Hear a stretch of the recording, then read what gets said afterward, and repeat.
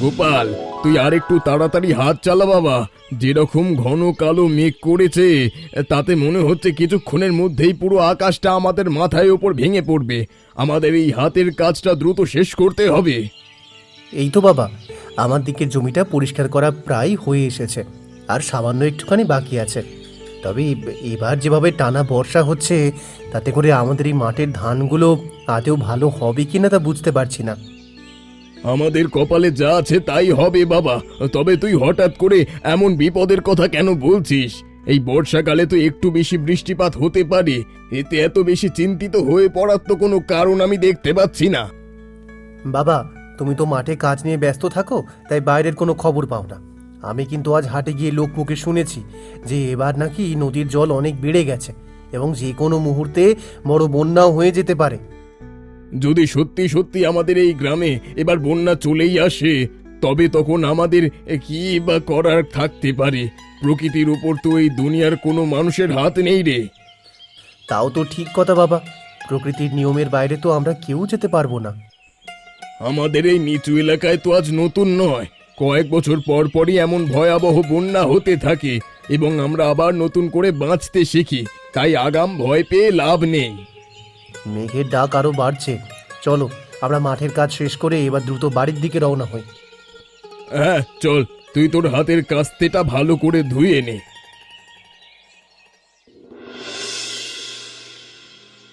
মালতী, তোকে দুপুর থেকে দেখছি তুই ঘরের কোণে বসে এসব আজে বাজে কাজ করছিস। তোর কি সারাদিন খেয়ে দিয়ে কোনো কাজ নেই? শুধু শুধু এতগুলো ভালো পলিথিনগুলো নষ্ট করছিস তুই। ও মা, তুমি শুধু শুধু আমার উপর না বুঝে ভাবে রেগে যাচ্ছ কেন বলো তো?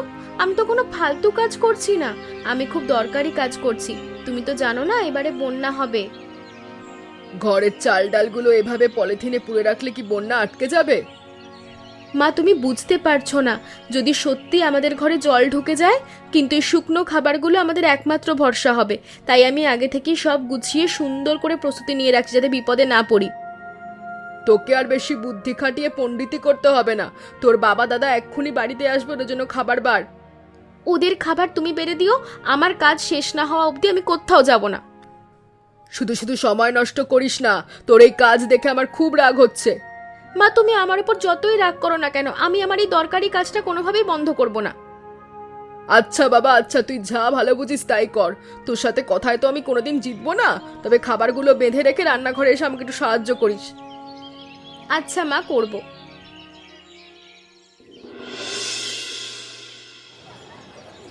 নিতাই কাকা, তোমার ঝুড়ির একদম মাঝখানে যে বড় আর চকচকে মাছটা রাখা আছে, আমাকে ওই বড় মাছটা দেবে? আমার বাবা আজ অনেকদিন পর মাছ দিয়ে ভাত খাওয়ার ইচ্ছে কথা বলছিল। দেব না কেন রে মালতী, অবশ্যই দেব। তবে এই বড় নদীর তাজা মাছের দাম কিন্তু পুরো 400 টাকা পড়বে। হ্যাঁ, তোর কাছে কি এই মুহূর্তে 400 টাকা আছে, নাকি শুধু শুধু আমার সময় নষ্ট করতে এসেছিস? কি বলছো কাকা, তুমি এই মাছের দাম এত বেশি চাইছো?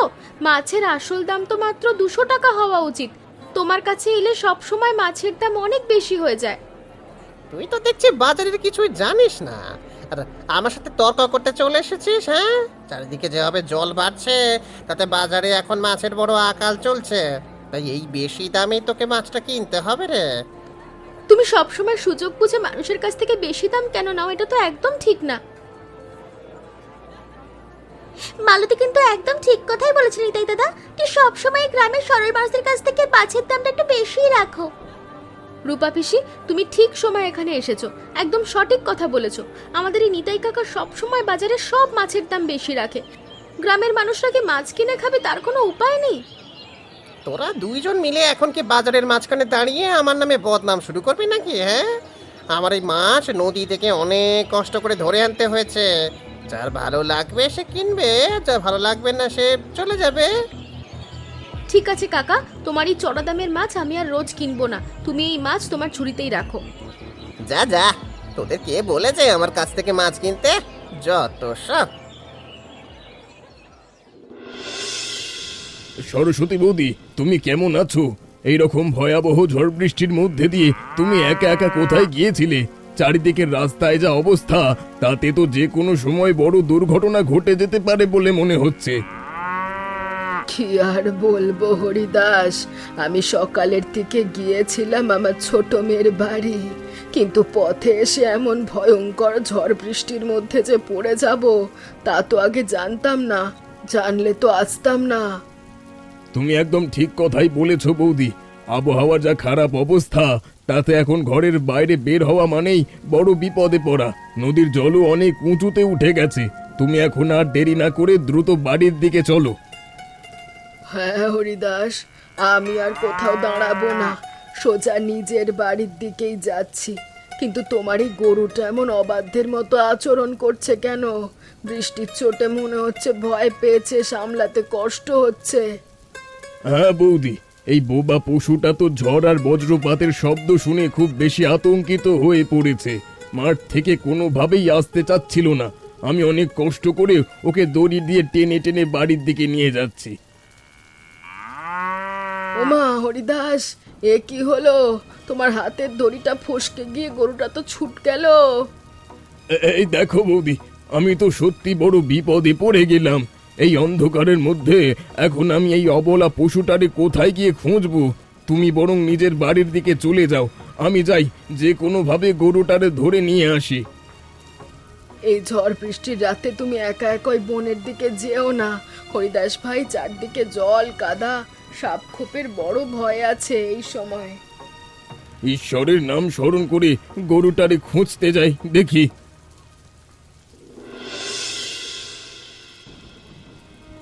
এই গোপাল, তুই এখানে দাঁড়িয়ে নালা কাটছিস আর ওদিকে যে বড় সর্বনাশ হয়ে গেছে তার কোনো খবর রাখিস?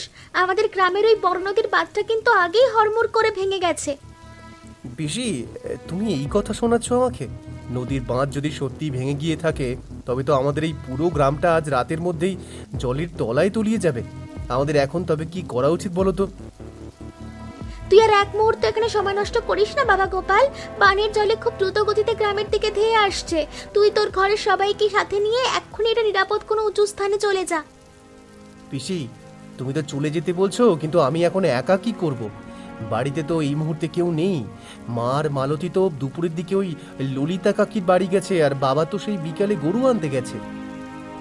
এ কি বলছিস গোপাল? এই বিপদের সময় তোর বাবা এখনো মাঠ থেকে বাড়ি ফিরে আসেনি? মালতী আর বৌদি অন্য পাড়ায় আটকে আছে। বানের জল কিন্তু আর বড় জোর 1 ঘন্টা 2 ঘন্টা তোদের এই পাড়ায় ঢুকে পড়বে। হ্যাঁ পিসি, বাবা সেই যে বিকেলে গরু নিয়ে আসতে ঘর থেকে বের হয়েছিল, তারপর থেকে তার আর কোনো খোঁজ খবর নেই। আমার মনটা বাবার জন্য খুব অস্থির হয়ে পড়ছে গো পিসি। তুই একদম চিন্তা করিস না গোপাল। ঘরের সবাই যখন বাড়ি ফিরে আসবে তখন তোরা সবাই মিলে একসাথে নিরাপদ স্থানে চলে যাবি। আমি বরং এখন ললিতা বৌদির বাড়ির দিকে যাচ্ছি, ওদের তো এই খবরটা দিতে হবে। পিসি, তুমি সাবধানে যেও। চারিদিকে রাস্তাঘাটে হয়তো জল উঠতে শুরু করেছে। তুমি মা আর মালতীকে দেখলে বলো যে তারা যেন দ্রুত বাড়ির দিকে চলে আসে।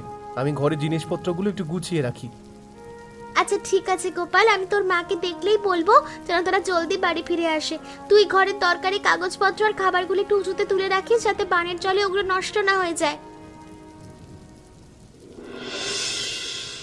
রূপা ললিতা দিদির বাড়ি গিয়ে খবর দিয়েছিল বলেই দ্রুত আসতে পেরেছি, আর একটু দেরি হলে তো রাস্তার জলের জন্য আমরা আসতে পারতাম না। রূপা পিসি খুবই উপকারী একজন মানুষ, ওনার মতো মানুষ না খুব কম হয়। তুই ঠিকই বলেছিস, মাঝে মাঝে রূপাকে দেখি আর অবাক হয়ে যাই, মানুষটা পারেও বটে। এখন রূপা পিসির কথা রাখো। যেভাবে বানের জল হু হু করে আমাদের এই গ্রামের ভেতরে ঢুকছে, তাতে করে আজ মাঝরাতের মধ্যেই আমাদের এই পুরো মাটির ঘরটা জলের তলায় সম্পূর্ণ ডুবে যাবে গোমা। ঘরের জিনিসপত্র যেভাবে ডোবে ডুবুক বাবা গোপাল, সেজন্য আমার কষ্ট নেই, কিন্তু তোর বাবা যে এখনো মাঠ থেকে বাড়ি ফিরে এলো না, এই জন্যই আমার মনটা খুব কষ্ট হচ্ছে। একটু খোঁজ নিবি? মা, আমারও কিন্তু বাবার জন্য চিন্তা হচ্ছে, তবে আবার মন বলছে যে বাবা নিশ্চয়ই কোনো না কোনো বড় ঝামেলায় পড়েছে, নইলে বাবা আমাদের বিপদে ফেলে এতক্ষণ বাইরে থাকার মানুষ নয়। এই জলের মধ্যে এদিক ওদিক যাওয়া খুবই বিপজ্জনক। আমি ভাবছি একটা হ্যারিকেন নিয়ে বাবার খোঁজে মাঠের দিকে রওনা দেব। না দাদা, এই অন্ধকার রাতে বানের জলের মধ্যে তোর বাইরে যাওয়ার কোনো দরকার নেই। বাবা আসার আগে আমাদের এখানে একটা জরুরি কাজ করতে হবে। আমাদের বেঁচে থাকার জন্য একটা শক্ত আশ্রয় তৈরি করে নিতে হবে। এই জল থই থই করা অন্ধকার রাতে আমাদের আবার নতুন করে কোথায় আশ্রয় নিতে হবে মালতী? আমাদের তো এখন ঈশ্বরের নাম জপ ছাড়া উপায় নেই। মা তুমি ভেঙে পড়ো না, আমাদের বাড়ির ঠিক পিছনে যে বড় উঁচু আম গাছটা দাঁড়িয়ে আছে, আমাদের এখন ওই গাছের ওপর বাঁশ কাঠ দিয়ে একটা সুন্দর ও মজবুত মাচা তৈরি করে নিতে হবে। মালতী, তুই একদম ঠিক কথাই বলেছিস। যেভাবে জল বাড়ছে তাতে আমাদের এখনই মাচা তৈরি করার কাজ শুরু করে দিতে হবে, নইলে মাঝরাতে যখন জল বুক অব্দি চলে আসবে তখন আমরা কোথাও যাওয়ার জায়গা পাবো না। হ্যাঁ দাদা, তুই আর এক মুহূর্ত দেরি করিস না, তুই ঘর থেকে বড় দড়ি আর কুরুলটা নিয়ে আয়। আমি আর মা তোকে বাঁশগুলো এগিয়ে দেবো। চলো আমরা সবাই মিলে এখানেই মাচা তৈরি করার কাজ শুরু করে দিই। রূপা, তুমি এই মাঝরাতে এত জলের মধ্যে কষ্ট করে আমার বাড়ির দিকে কেন এলে? হ্যাঁ, চারিদিকের অবস্থা তো খুবই খারাপ। গ্রামের কোনো খবর কি তোর কাছে আছে? মানুষজন সব এখন কোথায় আশ্রয় নিয়েছে? নিতাই দাদা, গ্রামের নিচু এলাকার সব ঘর বাড়ি তো জলের তলায় ডুবে গেছে। গ্রামের বেশিরভাগ লোকজনকে তো আমরা কষ্ট করে সরকারি প্রাইমারি স্কুলের পাকা ঘরে পাঠিয়ে দিয়েছি। ও আচ্ছা, স্কুল ঘরের বুঝি সব মানুষ আশ্রয় নিয়েছে? তা তো ভালোই হয়েছে, ভালোই হয়েছে। কিন্তু এই দুর্যোগের রাতে তুই একা একা কেন ঘুরছো? হ্যাঁ, এবার তোমার কি নিজের বাড়ির কি অবস্থা? জল কি তোদের ওই ঘরের ভেতর ঢুকে পড়েছে নাকি? হ্যাঁ গো দাদা, আমার ঘরেও জল ঢুকে গেছে। আমি তোমাকে একটা বিশেষ অনুরোধ করতে এসেছি। তোমার এই পাকা ঘরের ছাদে তো অনেক জায়গা খালি আছে, তুমি দয়া করে গ্রামের অসহায় কয়েকজন মানুষকে একটু আশ্রয় দাও। রূপা, আমি মাছ বাজারে মাছ বিক্রি করার সময় একটু লোভী হতে পারি বা মানুষের কাছ থেকে বেশি দাম নিতে পারি, কিন্তু গ্রামের মানুষের এমন চরম বিপদের দিনে আমি তাদের পাশে দাঁড়াবো না? আমি এতটা খারাপ মানুষ নই। তোমার মুখের এই কথা শুনে বুকের ভিতরে একটা পাথর নামে দাদা। আমি তো ভাবছিলাম তুমি হয়তো তোমার এই পাকা বাড়িতে গ্রামের কোনো গরিব মানুষকে ঢুকতে দিবা না। তুমি আমাকে এতটাও নিষ্ঠুর ভেবো না। এই প্রাকৃতিক দুর্যোগের সময় আমাদের সবার উচিত একে অপরের পাশে এসে দাঁড়ানো। তোমার চেনা যতজন অসহায় মানুষ আছে তাদের সবাইকে তুমি আজ রাতে আমাদের এই ছাদে পাঠিয়ে দিতে পারো। যাক দাদা, তোমার এই পরোপকারী কথা শুনে আমি সত্যিই খুশি হলাম। বিপদের বন্ধুই তো আসল বন্ধু। আমি এখনই গিয়ে কয়েকজনকে নিয়ে আসছি। আর শোনো, আসার সময় সবাইকে বলো যে ঘরে যা শুকনো খাবার আছে তা যেন সাথে করে নিয়ে আসে, কারণ আমার ঘরে কিন্তু বেশি খাবার মজুদ নেই যা দিয়ে সবাইকে খাওয়ানো যাবে। বলবো দাদা।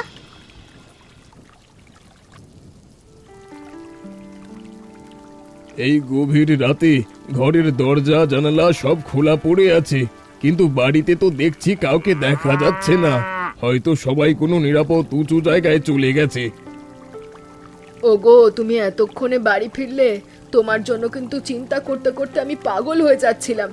কি করব বলো কমলা, আমাদের এই একমাত্র গরুটা তো ওই দক্ষিণ পাড়ার গভীর জঙ্গলের দিকে ছুটে চলে গিয়েছিল। এই অন্ধকারের মধ্যে ওকে খুঁজে বের করে ধরে নিয়ে আসতে গিয়েই আমার এত গভীর রাত হয়ে গেল। যাক বাবা, তুমি যে গরুটাকে সহ বাড়িতে ফিরেছো তাতেই শান্তি। শোনো, মালতী আর গোপাল মিলে বাড়ির পেছনের আম গাছে একটা বড় মাচা করেছে। ও আচ্ছা, গোপাল আর মালতী মিলে আম গাছের উপর মাচা তৈরি করে ফেলেছে।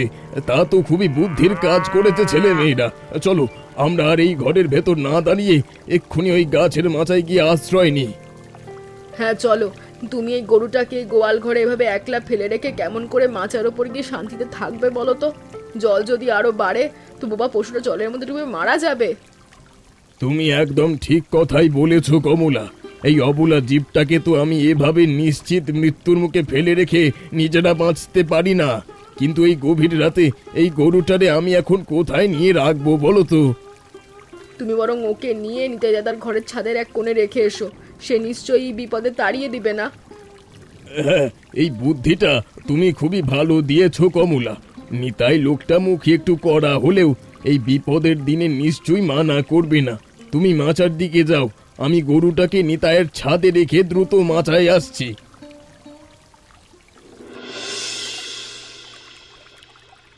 দাদা, আমাদের এই গাছের মাচাটা কিন্তু বেশ বড় আর মজবুত হয়েছে।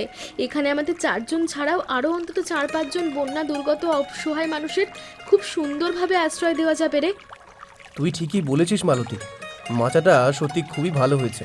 তবে এই মুহূর্তে আমাদের কাছে যদি একটা ছোট নৌকা থাকতো, তবে আমাদের এই গ্রামের জলমগ্ন বাড়িগুলো থেকে বিপদগ্রস্ত মানুষদের উদ্ধার করে এখানে নিয়ে আসতে পারতাম।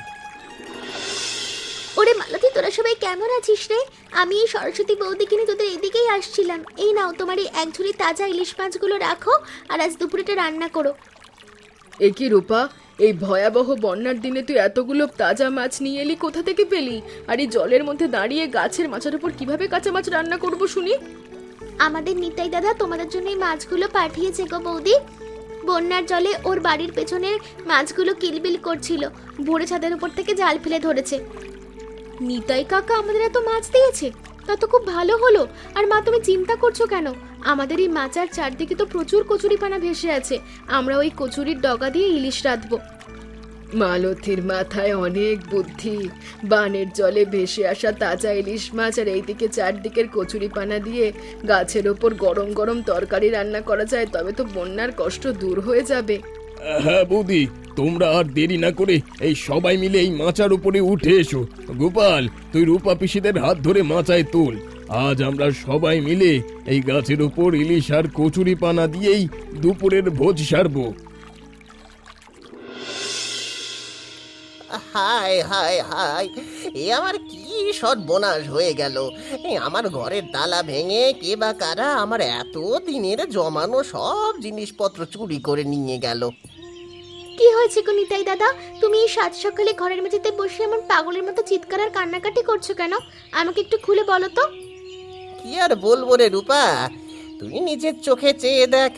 আমার ঘরের ভেতরে রাখা আলমারি, বাক্স আর সব দামি দামি জিনিসপত্র চোরেরা এই বন্যার সুযোগে একদম ফাঁকা করে চুরি করে নিয়ে চলে গেছে। উমা, তাই তো দেখছি, ঘরের কোনো জিনিস তো চোরেরা বাকি রাখেনি। আসলে বন্যার সময় গ্রামের সাধারণ মানুষ অনেক বেশি অভাবে পড়ে যায়, সেই চরম অভাবের কারণেই হয়তো কেউ এই চুরির পথটা বেছে নিয়েছে।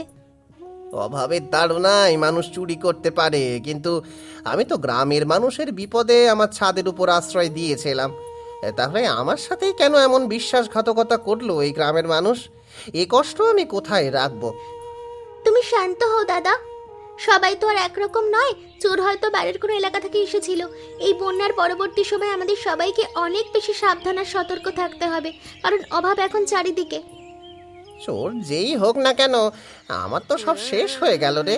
আমি মানুষের উপকার করতে গিয়ে নিজেই এখন ফকির হয়ে গেলাম। এখন আমি কিভাবে আবার নতুন করে আমার গোছাবো বলতে কি? তুমি ভেঙে পড়ো না দাদা, তুমি এই বানের জলে গ্রামের এতগুলো মানুষের প্রাণ বাঁচিয়েছো। ঈশ্বর নিশ্চয়ই তোমার এই ক্ষতি অন্য কোনো উপায়ে খুব দ্রুত পূরণ করবেন। তা হয়তো ঠিকই বলেছ। এখন থেকে আমি নিজের ঘরের চারপাশ খুব ভালো করে চোখে চোখে রাখবো আর সাবধানেই থাকবো। আমাকে আবার 2-1 দিনের মধ্যে বউ ছেলে মেয়েকে নিয়ে আসতে হবে। আচ্ছা দাদা, আমি গেলাম, দেখি গ্রামের মানুষ সবাই কেমন আছে। দেখলে তো মা, সেদিন আমি যখন এই খাবারগুলো পলিথিনে ভরছিলাম, তুমি আমার ওপর কত বেশি রাগারাগি চিল্লামিল্লি করছিলে। আর আজ এই বানের জলে নেমে যাওয়া খাবারগুলো কিন্তু আমাদের বাঁচিয়ে দিল। হ্যাঁ রে মা, আমি সত্যি ভুল করেছিলাম তোকে না বুঝে। অমনটা বকা দেওয়া উচিত হয়নি। আজ চারদিকে যেভাবে খাবারের হাহাকার চলছে, তাতে করে আমাদের এই কয়েকটা দিন খুব ভালো করেই চলে যাবে। মা, আমি তো আগেই জানতাম এই বন্যায় গ্রামের তীব্র অভাব দেখা দেবে, দোকানে কোনো চাল ডাল সহজে পাওয়া যাবে না। তাই আমি আগে থেকেই শুকনো চিড়া আর মুড়িগুলো যত্ন করে জমিয়ে রেখেছিলাম। তোর মাথায় অল্প বয়সে এত বুদ্ধি, তা তো আমি আগে ভাবতেই পারিনি। তুই তো পুরো গ্রামটাকে, পরিবারটাকে খিদের থেকে বাঁচিয়ে দিলি। আমি তো শুধু আমার দায়িত্বটাই পালন করেছি মা। বিপদের দিনে যদি আমরা নিজেরা একটু বুদ্ধি খাটিয়ে না চলি, তবে অভাবের সংসার টিকিয়ে রাখা তো খুব কঠিন। তুই ঠিকই বলেছিস মালতী, তোর এই বুদ্ধির কাছে আমি আজ হেরে গেলাম। তোর বাবাও আজ সকালে বলছিল যে তোর মালতী যদি খাবারগুলো ওভাবে না রাখতো তাহলে আমাদের অনেক কষ্ট করতে হতো। এখন আমাদের উচিত এই খাবারগুলো খুব হিসেব করে অল্প অল্প করে খাওয়া, কারণ বন্যার জল নেমে গেলেও মাঠের নতুন ফসল ঘরে না আসা পর্যন্ত কষ্ট সহ্য করতে হবে। আমি এখন থেকে তোর কথা মতোই চলবো। তুই যেভাবে বলবি সংসার সেভাবে চলবে। তুই এই খাবারগুলো আরো ভালো করে পলিথিনে বেঁধে টুসুতে তুলে রাখে, ইঁদুরে না কাটে। কিরে মালতী, তুই এই তাজা ইলিশ মাছগুলো দেখেও না দেখার ভান করে এভাবে মুখ ঘুরিয়ে চলে যাচ্ছিস কেন রে? আজ নদী থেকে খুব বড় বড় ইলিশ মাছ ধরে এনেছি। তোর কি মাছ নিতে ইচ্ছা করছে না? মাছ নিতে তো আমার খুব ইচ্ছে করছে কাকা, কিন্তু তোমার কাছ থেকেই অত বড় বড় মাছ কেনার মতো পর্যাপ্ত টাকা যে এই মুহূর্তে আমার কাছে নেই। ওরে মালতী, টাকা নেই তো কি হয়েছে রে মা? তুই এই নে, আজ তোকে আমি এই বড় ইলিশ মাছটা একদম ফ্রিতে বা বিনামূল্যে উপহার দিলাম। তুই এটা বাড়ি নিয়ে গিয়ে তোর সবার সাথে আনন্দ করে খাস কিন্তু। তুমি কি বলছো কাকা? তুমি তো বাজারে ব্যবসা করতে বসেছো, তুমি যদি এভাবে দামি মাছ মানুষকে ফ্রিতে দাও তবে তো তোমার ব্যবসায় লোকসান হবে, লস হবে। এটা আমি নিতে পারবো না। তুই সেজন্য একদম চিন্তা করিস না মালতী মা, আমার এই সামান্য লস বা ক্ষতি আমি অন্য কোনো উপায় পুষিয়ে নিতে পারবো। তুই এই মাছটা কোনো প্রকার দ্বিধাবোধ না করে তোর বাড়ি নিয়ে যা দেখি। তার মানে কাকা, তুমি আমার ফ্রি মাছের লস তুলতে বাজারের অন্য সাধারণ ক্রেতাদের কাছ থেকে বেশি দামে মাছ বিক্রি করবে? এটা তো অন্যায় কাজ গো। দাম তো বাজারে একটু বেশি নিতেই হবে রে মা, তবে আমি সবার কাছ থেকে তো আর বেশি দাম নেব না। এই গ্রামে যাদের অনেক টাকা পয়সা ধনসম্পদ বেশি আছে, আমি শুধু তাদের কাছ থেকে একটু বেশি দাম নেব। বড় লোকদের কাছ থেকে বেশি দাম নেওয়াও কিন্তু ঠিক নয় কাকা। ব্যবসার একটা নির্দিষ্ট নিয়ম থাকা উচিত। তুমি যেহেতু এত করে বলছো আর আমাকে নিজের মেয়ে মনে করছো, তাই আমি আজ এই মাছটা নিচ্ছি। হ্যাঁ মা, তুই একদম আপন মনে করেই এই মাছটা আজ তোর বাড়ি নিয়ে যা দেখি। তোর বাবাকে বলিস যে নিতাই কাকা এই মাছটা ভালোবেসে পাঠিয়েছে। আর সাবধানে যাস, রাস্তার মোড়ে এখনো কিছুটা কাদা জমে আছে রে মা। কমলা, বন্যার সেই ভয়াবহ তাণ্ডব শেষ হওয়ার পর আমরা যে নতুন ধান জমিতে রোপণ করেছিলাম, ওপরওয়ালার কৃপায় আমাদের সেই জমিতে এবার অনেক ভালো ফলন হয়েছে এবং ধানের ফলন দেখে আমার বুকটা জুড়িয়ে যাচ্ছে। আমিও শুনলাম যে বাজারে এবার নতুন ধানের দামও গত বছরের তুলনায় অনেক বেশি পাওয়া যাচ্ছে। এই দাম পেলে আমাদের গ্রামের সব কৃষকদের মুখে অনেক হাসি ফুটবে। কষ্টের পর যে এমন সুখের দিন আসবে তা বানের জলের সময় আমি ভাবতেও পারিনি। আরে সরস্বতী দিদি আর রূপা যে, তোমরা এই ভর দুপুরে একসাথে আমাদের বাড়ির দিকে হঠাৎ কি মনে করে এলে? তোমরা আর ওখানে দাঁড়িয়ে না থেকে ওই বারান্দায় পাটিতে বসে একটু শান্ত হও। না রে কমলা, আজ আমাদের আর বসার মতো সময় নেই রে বোন। আমি আমার এই গ্রামের পাট চুকিয়ে চিরদিনের জন্য আমার মেয়ের বাড়ি চলে যাচ্ছি, তাই যাওয়ার আগে শেষ দেখা করতে এলাম। একই কথা বলছো দিদি? তুমি নিজের গ্রাম ছেড়ে মেয়ের বাড়ি চলে যাচ্ছ কেন? তুমি যেখানেই থাকো ভালো থাকো আর সুস্থ থাকো। তা আমাদের গোপাল আর মালতী কোথায় গেল গো? ওদের সঙ্গে দেখা হলে ভালো হতো। সরস্বতী কাকিমা, আমি এইমাত্র নদীর ঘাট থেকে ঘরে রান্নার জন্য জল আনতে গিয়েছিলাম, আর দাদা হয়তো মাঠের দিকে বা আশেপাশেই কোথাও কাজ করছে। ও আচ্ছা মালতী মা, তুই জল আনতে গিয়েছিলি, তাহলে আর তোর দাদার সঙ্গে দেখা হলো না। আমার যাওয়ার সময় হয়েছে, গাড়ি রাস্তার মোড়ে দাঁড়িয়ে আছে। আমি তবে এখন আসি রে কমলা। আমি কাকিমাকে গাড়িতে তুলে দিয়ে আসি। তোমরা সবাই ভালো থেকো, আর নতুন ধান উঠলে আমাদের ঘরে কিন্তু অবশ্যই পিঠা পাঠিও। আসি তবে।